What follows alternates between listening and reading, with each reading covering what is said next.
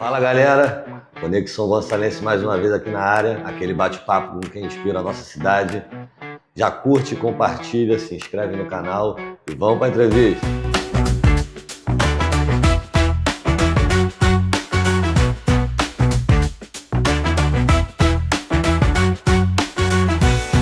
Então galera, hoje eu tô aqui com a Yasmin Pochema Puri, ela é assistente social e pesquisadora e a gente vai falar um pouco sobre a invisibilidade da mulher indígena no contexto urbano. Tudo bom, Yasmin?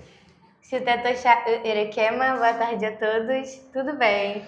Muito bem-vinda. Yasmin, para começar, eu sei que é meio clichê te perguntar isso, mas o que te motivou a entrar, fazer essa pesquisa sobre a invisibilidade da mulher indígena na cidade, né, no contexto urbano? Então, a minha motivação é a minha própria vida, né? Eu vivi uma vida, ainda vivo de certa forma, mas vivi uma vida completamente apagada, né? Sempre soube que era indígena, porém não podia dizer que era, porque eu cresci no Complexo do Alemão, cresci na favela, né? A minha família, os meus avós saíram de seus territórios muito antes de eu nascer. Muito antes da minha mãe nascer também. Então a minha avó, ela já cresceu ali perto do morro, próximo ao Morro do Adeus. Minha mãe também. E eu também, né? A gente já cresceu totalmente na cidade. Então a gente sabia que era indígena. Minha mãe é filha de pai e mãe indígena, né? A minha ascendência puri vem do meu avô. E por mais que eu estivesse vivendo na cidade, eu sempre vivi próxima da minha cultura, né? Eu não frequentava aldeia nem nada disso, mas a forma de vivência dentro de casa, ela era toda indígena. Mas ela era sempre te toda passou originária. ali, né? Sempre, sempre. Os meus avós sempre me passaram. A minha mãe trabalhava muito, né? Ela trabalhava de domingo a domingo. Então, até mais ou menos os 7, 8 anos de idade, que foi quando minha avó infelizmente adoeceu e depois veio a se encantar, né? Assim que a gente fala, né? Morreu, faleceu. Quem me criou foram os meus avós, o meu avô e a minha avó. Então eu fui criada por indígenas, Sim. né? Então é isso, já não me era estranho, já não me era distante saber que era indígena, mas os meus avós me orientavam, não fala sobre. Não fala sobre, mas a vivência... Você tinha esse peso de não falar sobre, por que não falar sobre? Era muito natural, não era algo consciente, assim, não era algo que a minha avó chegasse e falava assim, não fala sobre isso, me orientasse diretamente. Sim. Porém, tudo que era vinculado, se alguém perguntava por conta do fenótipo, né? Sim, sim. Do meu fenótipo, as pessoas perguntavam se eu era índia. Uhum. O termo correto a gente sabe que é indígena. Porém, naquela época, né, há 20 anos atrás, a gente falava índio ainda. E aí, quando as pessoas perguntavam, minha avó, não, ela meio que se desesperava, sabe? Então a gente, criança é muito inteligente, né? A gente captava a mensagem. Mas remédios, era tudo natural, tudo chá, ervas, né, completamente naturais. Mas o que? Acho que a forma de espiritualidade, a gente nunca foi vinculada à igreja, né? Sim. A gente já estava ali mais próximo a Umbanda. Eu ia, inclusive, tava falando hoje, mais cedo com a minha mãe. Eu ia, frequentava terreiro, né, de Umbanda com a minha avó, porque é mais próximo da nossa cultura. Levar em benzedeira, em rezadeira, tudo isso, sim, né? Sim. Faz alusão à cultura indígena. Então, de certa forma, eu sempre vivi na minha cultura, mas de uma forma apagada, né? Sem poder dizer, de fato, reivindicar esse lugar. Poder ter orgulho, exato, assim, externar, né? A gente tinha medo, na verdade, né? Esse medo de preconceito mesmo? Medo de preconceito, e porque os meus avós, se estivessem vivos hoje, eles estariam na casa dos 90 anos. Então, eles passaram pela ditadura militar. E a gente sabe, historicamente, que a ditadura militar foi extremamente ferrenha para os povos indígenas, né? Se dissesse que era indígena, a pessoa era morta, era perseguida, porque o Estado, naquele momento, precisava das nossas terras para fazer o Brasil se desenvolver economicamente. Então, a gente era rechaçado mesmo. Então, os meus avós viveram, eles já eram bem adultos nessa época, são da década de 30, sim, nasceram na década de 30, então eles já eram 30 e pouco, 40 anos, sim. Então, eles viveram o horror da ditadura militar para os povos indígenas, né? E cresceram, de fato, apagados. A minha avó falava muito da mãe dela, porque a minha bisavó veio, né, fugida de aldeia. Provavelmente, aí eu tô dizendo provavelmente porque eu não a conheci. Sim. E minha avó pouco falava, mas quando falava. Falava, soltava mesmo. Falava. Mas É isso, assim, ela veio provavelmente fugida da aldeia dela, porque ela tinha muito mais da cultura do que a minha avó, muito mais. Ela já era toda mesmo, assim, a forma de ser, de falar, ela já era toda. Mas a gente acha que veio fugida mesmo de aldeia. E é a história da maioria de nós que vivemos na cidade, né? Sim. Que é uma história invisibilizada, que ninguém conta. É exatamente isso que eu ia te perguntar, sobre essa invisibilidade. Ela te dá no contexto de não ter esses registros históricos assim de todo... Porque não é só uma etnia, né? São diversas, né? Diversas. E cada uma tem a sua história, seu porquê Sim. e tudo mais. E a maioria das pessoas tem essa sensação de que na cidade grande não tem, né, povos originários, o que não é verdade, né? Então, como se dá no dia a dia essa invisibilidade para vocês? Então, na minha pesquisa eu até costumo falar muito sobre o etnogenocídio, né? Isso que você falou chama-se etnogenocídio. Houve um genocídio das etnias no Brasil, né? Sim. Porém, resistimos e sobrevivemos. Atualmente somos um pouquinho mais de 300 etnias, né? Mais de 305. A gente tem catalogado, né, cada vez mais, o IBGE tem feito essa pesquisa. E é isso, né? A gente costuma achar no senso comum, Sim. que a maior parte dos indígenas estão, na verdade, em áreas rurais do Brasil. Estão lá, situados lá no Amazonas, né? No Nordeste, e no norte do país, que é muito forte a cultura indígena, Sim, né? presente, né? Presente, exatamente. Até nas cidades é muito forte, de fato, a alimentação é uma coisa muito forte. A gente usa o exemplo de Belém do Pará. Sim. Em Belém, o açaí, né, Exato. que no Maranhão chama-se Jussara. Enfim, é muito forte essa cultura alimentar indígena. Porém, a maior parte de nós, a gente tem dados estatísticos sobre isso, a maior parte de nós estamos situados nas cidades, nos grandes centros urbanos. Porque o mundo vai se desenvolvendo, né? A gente está em 2026, a gente não está mais em 1500. Exato. Então, à medida que o tempo vai passando, à medida que a tecnologia vai avançando, a gente vai junto. Claro. Até porque somos o povo Parte do meio, né? Exato. Extremamente inteligente. Muitas das tecnologias que a gente vê hoje fomos nós que criamos, né? Então, nós que eu digo indígenas, né? São tecnologias originárias. Então a gente vai avançando. E aí a gente vai migrando das nossas aldeias para ir para os grandes centros urbanos para estudar, para buscar melhores condições, porque viver na aldeia não é fácil. A gente costuma dizer que a gente vive o pós-apocalipse, né? O nosso apocalipse foi em 1500. E hoje a gente vive o pós, né? As consequências disso. Então, a gente busca maneiras de sobreviver, porque ser indígena não é fácil. Tem gente que chega pra mim e fala, ai, que bonito, queria ser indígena. Eu falo, gente, não dá pra romantizar. Você não sabe a luta que é. Não dá pra romantizar. E quando eu tô na aldeia, quando a gente tá lá vivendo com os nossos, nossa, é maravilhoso, é uma paz, assim, porque a gente se reconhece um no outro, né? As lutas são as mesmas, as vivências são as mesmas, então não tem o preconceito. Mas quando a gente ou já nasce na cidade ou migra pra cidade, é muito desafiador. É muito desafiador porque as pessoas elas acham que quando a gente tá com os nossos grafismos, com as nossas pinturas ancestrais, que é muito espiritual nossa proteção espiritual, né? Elas acham que a gente tá fantasiado, desdenham, acham que a gente tá caracterizado, não gosto de usar esse termo, né? Eu acho que é um termo muito reducionista do que é. De fato. Então é isso, é muito desafiador. E mesmo estando no centro da cidade, nos grandes centros, né, urbanos, a gente continua invisível. Mesmo com a presença, mesmo com os grafismos, mesmo assim, quando tem um olhar, é sempre um olhar de preconceito ou de julgamento, é isso que você enxerga, né? Quando é um olhar bom, é um olhar muito romantizado.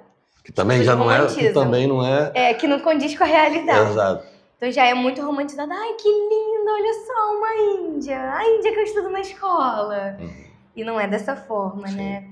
E aí falando mais especificamente de gênero, porque a minha pesquisa ela tá abarcando gênero e identidade, né? É muito difícil ser mulher indígena na cidade. Eu ia justamente te perguntar isso. É um desafio duplo, né? É um desafio ser duplo, mulher e indígena, né? Exatamente. A gente sabe que o Brasil é um país extremamente desigual para as mulheres, né? E aí quando a gente vai falar de gênero, a gente já sabe que as mulheres, como um todo, estão na base da pirâmide societária. Só que quando a gente fala de mulheres negras, abaixa mais um pouquinho.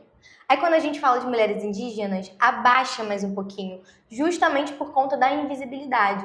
O movimento negro, ele tem uma solidez. Sim, a força, né? Ele vem se construindo desde a década de 30.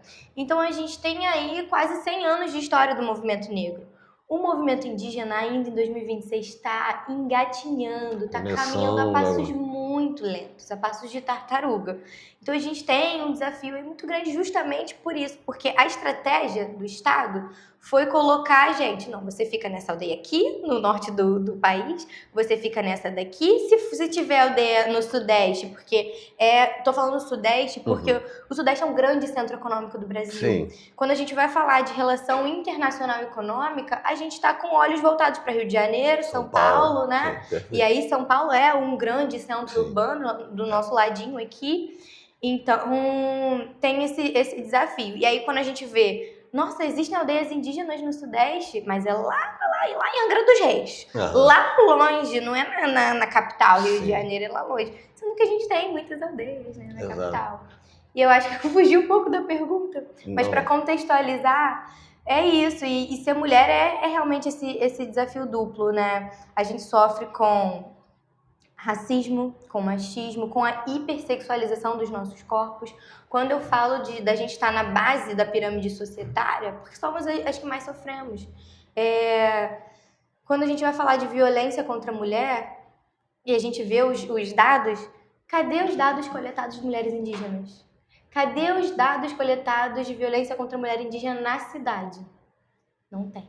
Não tem essa diferenciação, né? E quando tem, até tem a diferenciação, mas quando tem, é 0,00000. Como se fosse nada, né? Como se fosse nada. E não é bem assim. Sendo que aí vamos entrar numa lógica.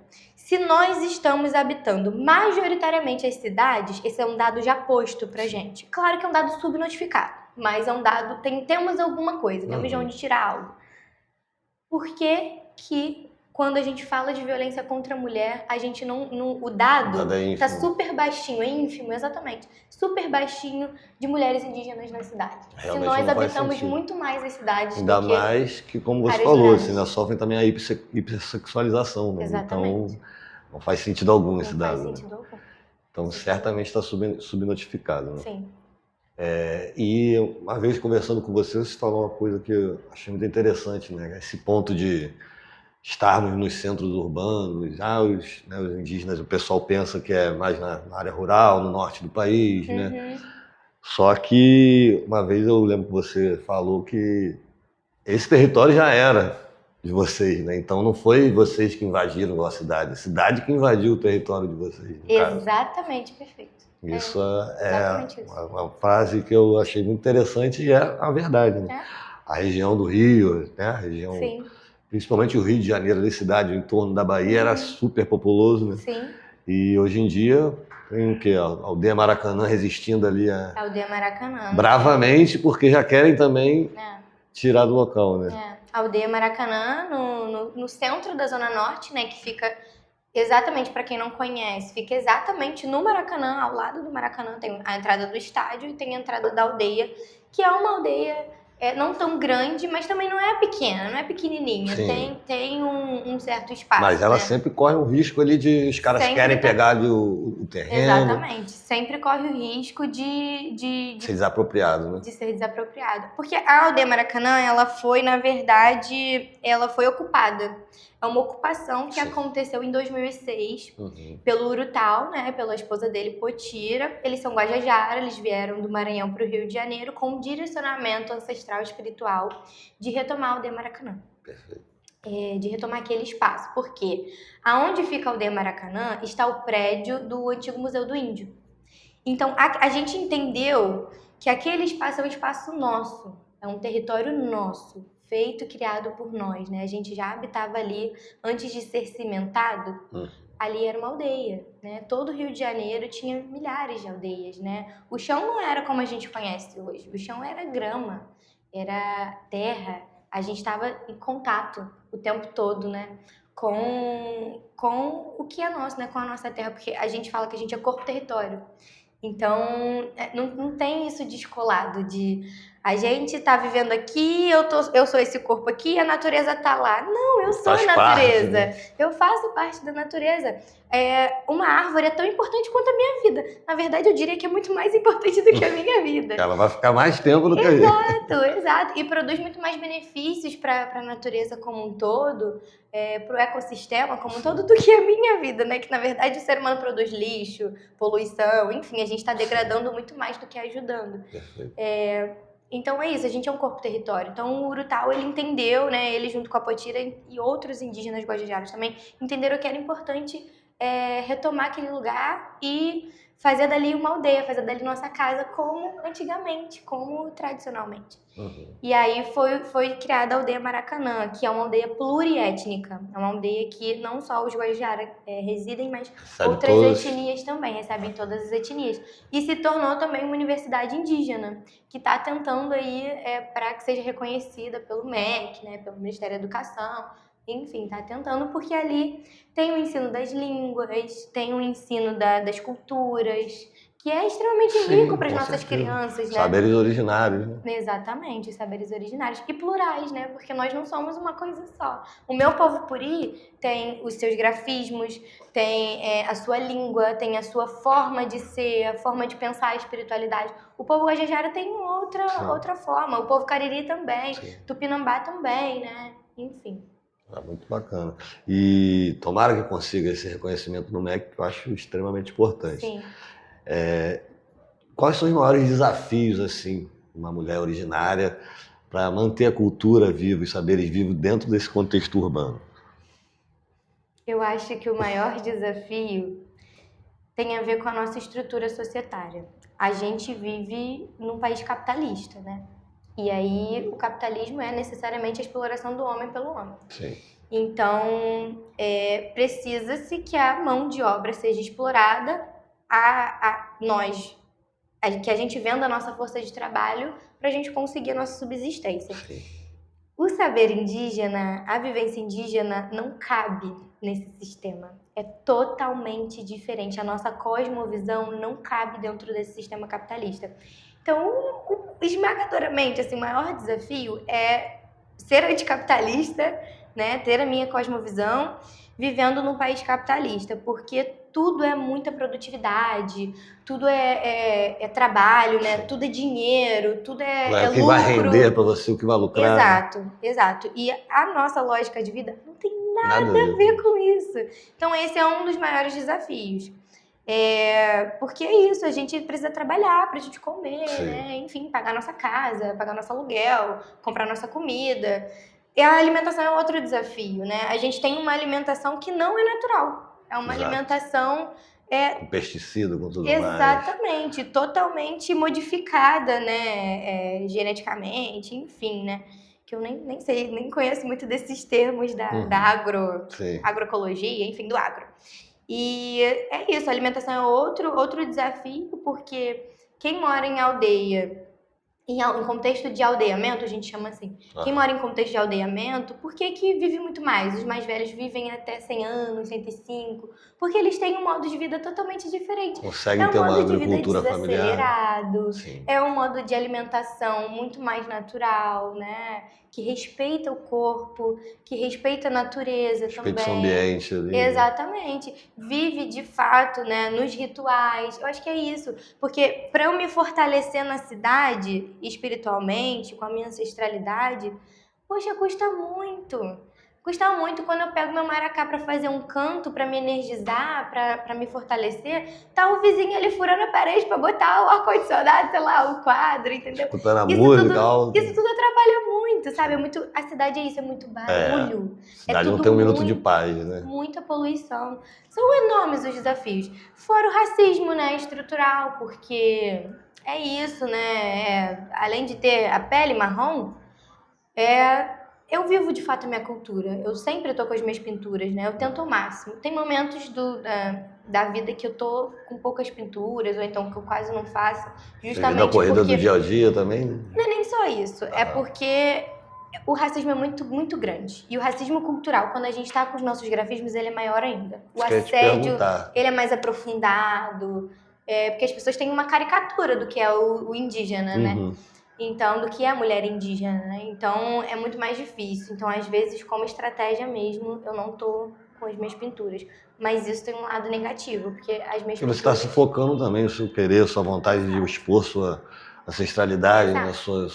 É a nossa força, Exato. é quem nós somos. Isso também já deve ser um desafio também, É. você ter que respirar e falar, não, hoje não, porque não tenho paciência É hoje. consequência direta do apagamento. É consequência direta do racismo. Porque o apagamento gera essa ignorância, né? Esse olhar caricato das pessoas, né? Com certeza. Então, essa eu diria que também é um dos grandes desafios, né, de manter a cultura viva. Né? Muito.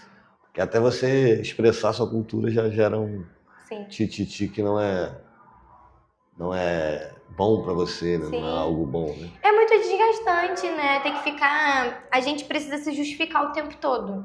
O tempo todo. E quando a Ficar gente explicando pros outros lados, isso é cansativo. E quando né? a gente não precisa provar que é indígena, né?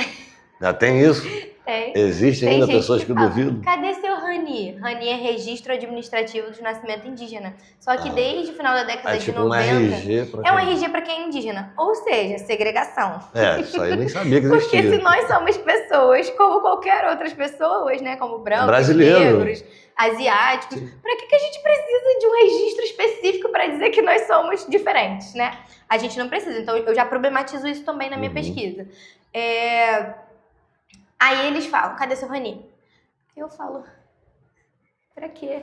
Mas o RANI, ele pra quem é indígena, ele virou não é mais obrigatório desde o final da década de 90, desde 98, 99. Não é mais obrigatório.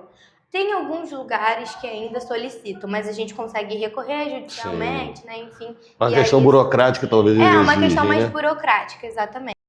Então, Yasmin, para quem está vendo aqui a gente agora, o que falta, né, para entender sobre a realidade de vocês aqui no contexto urbano? É isso, criação de políticas públicas, né? Que abranja quem vive no contexto urbano também. Sim, que abranja quem vive no contexto urbano, porque é isso, as políticas públicas que existem atualmente, elas estão mais voltadas para a população indígena que vive em contexto de aldeamento. Acho que é isso. E eu acho também que a efetivação do que já existe. Por exemplo, existe a lei, eu sou péssima com números, tenho memória ótima, mas para números é um pouco ruim. Mas já tem a lei de que você precisa implementar nas escolas o ensino das culturas africanas e indígenas. Vai em qualquer escola. Tem a lei, né? Na prática não é bem assim. Pode ir em qualquer escola que na prática você vai ver que não está sendo feito, ou então está sendo feito de forma completamente equivocada, que não abarca a complexidade do que é ser indígena, né, das culturas indígenas, dos povos indígenas. Tentam ensinar a língua de forma muito ruim. Sendo que, poxa, aqui no Rio de Janeiro tem mais de 10, se não me engano, 12 aldeias indígenas. 2 em Maricá, a Céu Azul e a Mata Verde Bonita. Tem a aldeia Maracanã, que é o único aldeamento em contexto urbano do estado do Rio de Janeiro. Mas é isso, é de fácil acesso, sabe? É de fácil acesso. E os indígenas que moram nessas aldeias do Rio de Janeiro, aí tem em Paraty, tem a Pataxó Ranranran, que é em Paraty, é famosa, inclusive é ponto turístico. Tem aldeia, tem cachoeiras lindíssimas lá dentro. Tem a de Angra dos Reis, que é uma aldeia Guarani. Enfim, tem um monte pelo Rio de Janeiro. Os indígenas que moram nessas aldeias, eles podem ser convidados para fazer capacitação desses professores nas escolas. Isso não está acontecendo, isso não acontece. Mesmo com a lei não está sendo posto em prática. Porque é muito legal falar de cocá, é muito legal falar do grafismo, é muito lindo, são culturas muito vivas, muito bonitas. Muito pouco também, né? Pois é, eu vi uma frase essa semana no Instagram falando assim: espero que você ame o indígena da mesma forma que você ama os adornos, os brincos, os cocares, as línguas, os grafismos, porque a objetificação do que é ser indígena é muito bonita, muito aceita. Mas e a vida indígena de fato? A gente está falando dos saqueamentos das aldeias que estão acontecendo nesse minuto no Mato Grosso do Sul? A gente está falando da tortura de indígenas lá do Mato Grosso do Sul? Lá dos Yanomami, lá na pontinha da Amazônia, a gente está falando? A gente não está falando. A gente não tá falando disso. E as mulheres que ficam sendo estupradas todos os dias pelos homens que estão trabalhando no garimpo, nas aldeias. Os grileiros. Os Né? grileiros, exatamente, os fazendeiros que estão na disputa ali pelo território. Isso não acontece. Então, a gente precisa avançar muito. Então, para que a gente avance, sendo na cidade ou sendo em contexto de aldeamento, a gente precisa que políticas públicas que já existem sejam efetivadas e que novas sejam criadas. Sejam feitas à risca, né? E de forma certa também. E que a lei seja cumprida, né? Já que a gente tá falando de lei com base na Constituição Federal de 88, cadê? Cadê que a gente não tá colocando em prática? É o mínimo que se espere, né? Exatamente, é o mínimo que se espera. Yasmin, a gente está se caminhando para o final. Foi um maravilhoso papo. Se deixasse a gente aqui, a gente ia direto. Sim. Ficaria aqui horas e horas.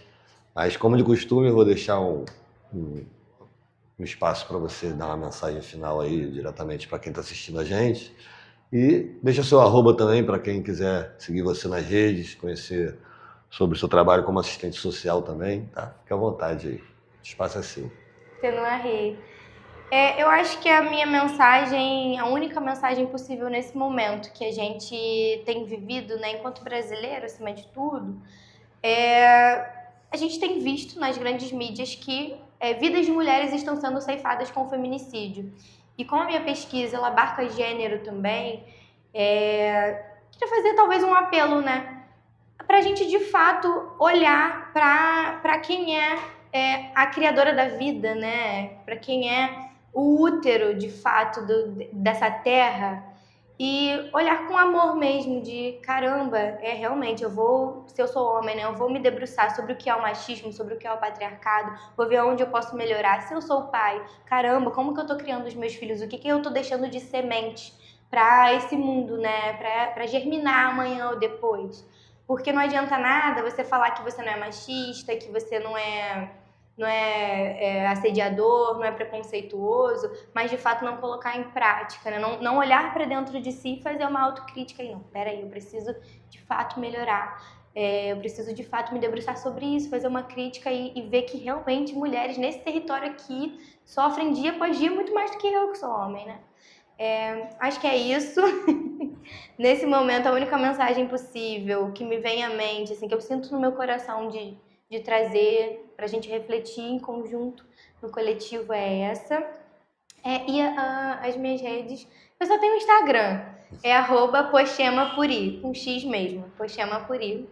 Eu tô lá, podem me seguir, o perfil é aberto, vamos trocar também, se tiverem perguntas, questões, podem me fazer. E é isso. Muito obrigado, Yasmin, um prazer recebê-lo. Então é isso, galera, o Conexão Gonçalense vai ficando por aqui. Curte, compartilha, se inscreve no canal. Até a próxima!